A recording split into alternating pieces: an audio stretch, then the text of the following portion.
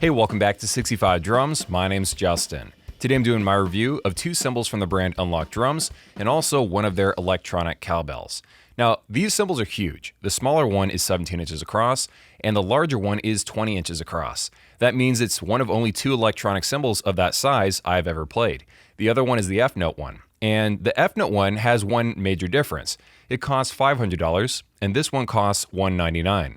An Achilles heel of the electronic drum industry right now is that there's a lack of larger intermediates and beginner cymbals. This means that if you want to get something that happens to be 18 inches or 20 inches across, you're only really picking from flagship level cymbals. And because of that, they end up being very, very expensive. What we need is more companies that are making intermediate level cymbals that just happen to be of a larger size. And this is where some of these Chinese companies like Lemon, or in this case Unlock Drums, are jumping into this market and exploiting this weakness. But the question is it good? Is it actually worth buying? That's what we're going to answer in today's review. But first, today's video is brought to you by the Edrum Nation contest. If you want to win some free electronic drum gear, like some cymbals, gift cards, a Roland SPDSX Pro, a Hawk Drum shell pack, and more, simply film yourself playing your eDrums, tag EdrumCenter.com, use the hashtag EdrumNation, and now you're in the running. To learn full contest details and win yourself a prize, check out the link in the description below.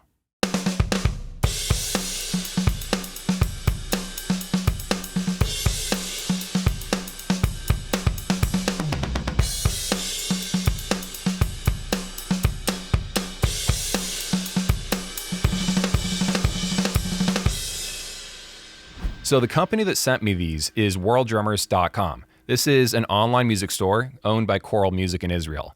The company itself, though, Unlock Drums, I believe is separate from worlddrummers.com.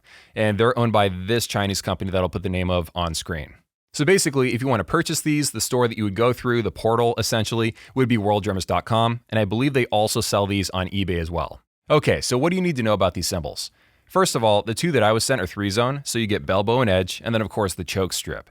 This also goes all the way around. This is a 360 cymbal, so if it spins around, it doesn't really matter because you can play on the front, the back, and not just on the bow zone, but also the bell and the edge. The cymbal kind of reminds me of the look of an ATV cymbal because it's a matte black finish. There's no fake hand-hammered dents like Yamaha or fake lathing lines like Roland. It's just basically a flat surface. This gets dirty really, really quickly. In fact, when I unboxed it, I immediately left a thumbprint because of the dust on the cardboard box. The bell zone is very shallow. This is not a very tall bell zone at all. And then the edge of the cymbal, the lip of it, actually turns up ever so slightly. I don't know how well that comes across on camera, but you can see it in real life. As far as markings, it's just got the Unlock Drums logo up top, and then electronic drum cymbals as a tagline on the bottom. I'm not really a fan of Chinese companies putting this on their cymbals, and it kind of makes me think, would keyboardists get away with this? Would they want to have electronic piano key written on every single key of the keyboard?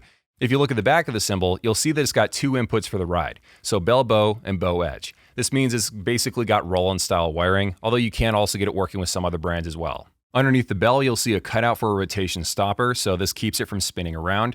It works with Roland rotation stoppers, which is what I personally used because it didn't come with one in the box. Although the way the company's talking about it, there may be a day when they just do include a rotation stopper in the box, but as of right now, I can't promise you that yours will come with one if you buy one. If you take a look at where you plug in the cables, you'll notice that there's a couple of little hooks right there, one for each of the inputs.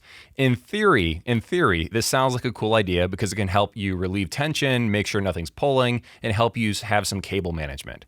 But in practice, they're so close to where you plug in the cables that it kind of just added tension to the cables instead of relieving it. It's a cool idea. Maybe in the next version, they just need to move it forward like an inch towards the lip of the cymbals, and then it would be useful. As far as the overall sound of these cymbals, they make a rattling sound like ATV and F-Note. Your headphones will probably block it out though.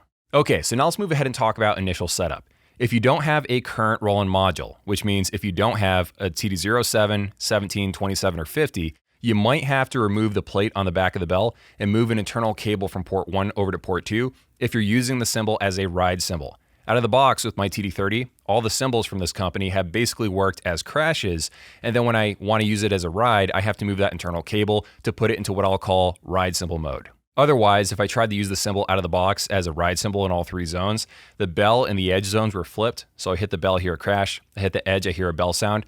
And also the pinching the edge doesn't actually mute the cymbal. That's why you have to do that tiny little mod. No soldering or anything like that. It's just a little bit of setup you got to do with some of these Chinese cymbals, including Lemon. Now, when it comes to trigger settings, I basically use the CY15R preset with the sensitivity set to about 13, I believe.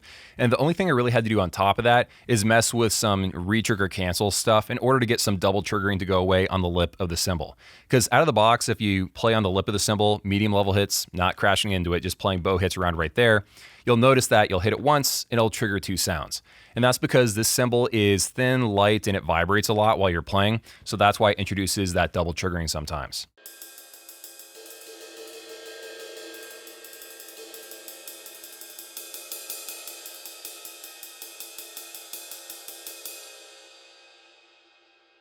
You got to be careful with these settings though. Just dial it in enough to make your problems go away without introducing new ones. Okay, so now let's talk about how the cymbal actually reacts to your playing. I'm going to focus more on the 20-inch instead of 17 because the 17 I'm using it as a crash and everything works fine as a crash.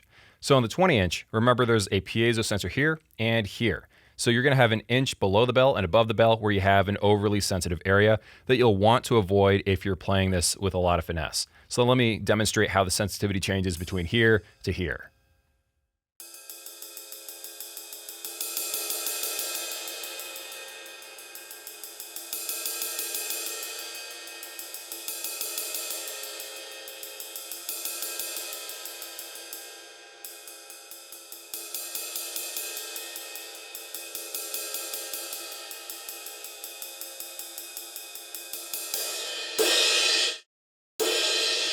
Now, something a little bit odd about the bell zone is that every once in a while, I'll hit the bell and I'll trigger an edge zone hit. I don't really know why this happens, and it doesn't happen that often, but when it does happen, it seems to revolve around using the shoulder of your stick and playing hard. Now, when it comes to the trigger performance of the 17-inch cymbal, it is very similar to the 20-inch, although you don't have to increase the re-trigger cancel quite as high. But yeah, it's a very similar experience in my opinion. Now, I am sure somebody out there is probably wondering, is Unlock and Lemon, are they basically the same thing but a slightly reskin of each other? The answer is no, not really. I took apart both of them on camera so you can see for yourself. Here are some of the differences that I noticed. So first of all, the pattern of the rubber on top is slightly different, and I don't think the Lemon cymbals are 360 triggering. Meanwhile, Unlock triggers on the entire thing. The inner lip of the cymbal, where the rubber wraps around the bottom of it, is wider on one cymbal versus the other, which is a little bit more narrow. The housing that protects the internals is made of rubber on the Unlock one, and it's also a complete molded piece that includes the rotation stopper. One thing that is very similar is that they have the same number of screws that is right there at the opening where you put it on the cymbal stand, and the way the input jacks look and the kind of connectors they're using are also similar, but the way they're oriented it is a little bit different, but it does look very similar. Okay, so now that we've covered the overall design of the cymbals and the performance of the cymbals, let's move ahead and talk about some unfortunate issues I've run into while trying to make this review.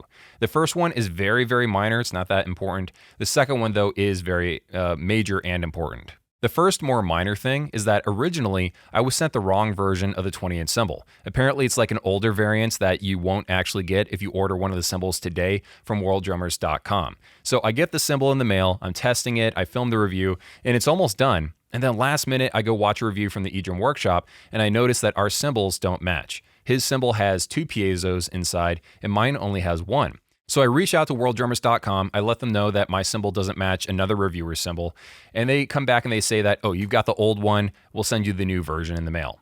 So I postpone the video, I get the new version in the mail, I do some fun A/B testing, I see what the differences are, and I find out that basically the second piezo makes the back of the cymbal perform like the front half of the cymbal, and overall having 2 piezos for some reason drops the sensitivity of the cymbal down by 2 notches. So I ran it at a sensitivity level of 13 versus only having to run it at a sensitivity level of 11 like I did on the old version. So very minor differences, maybe it's an upgrade, but it's not really that important if you get the old one or the new one. But it's probably a good thing they added the second piezo for the end customer version. So anyway, that's the first thing, very, very minor and not that important.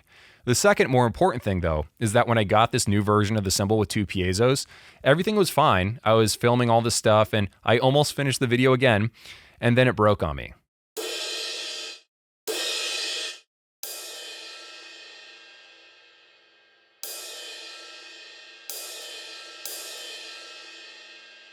I could no longer choke the cymbal, and I could no longer play edge hits. I could still play in the bow, and I could play in the bell, but the edge zone just completely failed on me.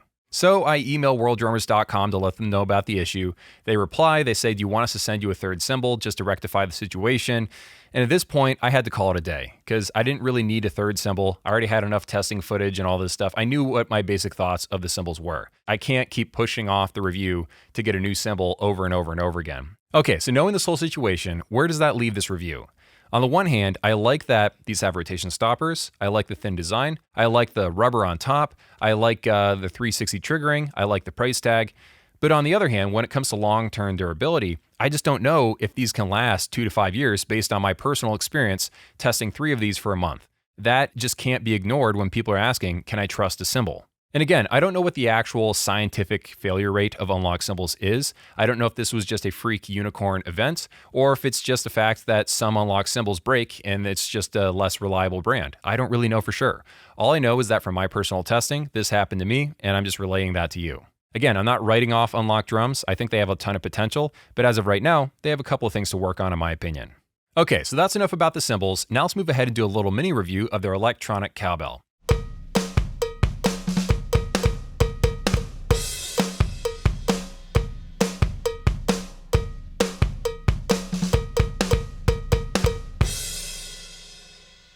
Now, there's not that many electronic cowbells out there. The only current competitor that I'm aware of is the Jobeki one, and they take acoustic cowbells and they electrify them. Unlock decided to go in a completely different direction. This is smaller than an acoustic cowbell. It's 4 by 4 inches with a taper from the back going to the front. It's roughly an inch taller, so 1/4 inch input jack over here on the side.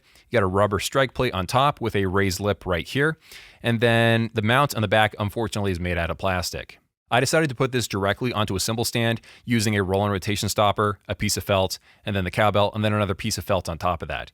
But you're supposed to use this weird contraption that comes in the box. And by the way, using the roll-on rotation stopper to make sure this doesn't spin around was an idea that I got from My Favorite Drum Gear, so go check out that channel for his review if you want to learn more about his thoughts on this. Now, unfortunately, this unit does have several weaknesses.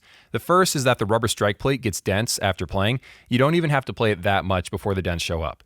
Thankfully, this is cosmetic and shouldn't affect your performance. Another downside of this unit is that the rubber doesn't wrap around the front of the device. That's what you would want to have for long-term durability, but instead, the rubber only goes down a couple of millimeters, and then you just have the plastic shell. So for safety, if you buy one of these, I would angle it downward so that you protect that plastic shell as much as possible and avoid, hitting it with your stick at all. Also, for long-term durability, it would have been nice if the back mount was made out of metal, just so I could be really confident that this will last a really long time. And also include a thumb screw next time so I don't have to have, a rotation stopper when using this on a cymbal stand or having to use that weird contraption that comes in the box.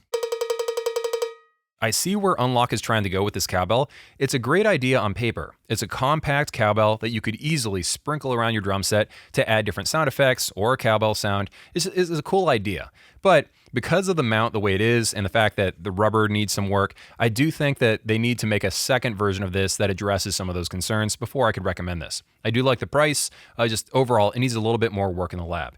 And that kind of addresses my thoughts about Unlock as a brand right now. This company has a lot of great ideas, a ton of potential, but in my opinion, they haven't quite unlocked it yet. Thanks for watching. See you in the next one.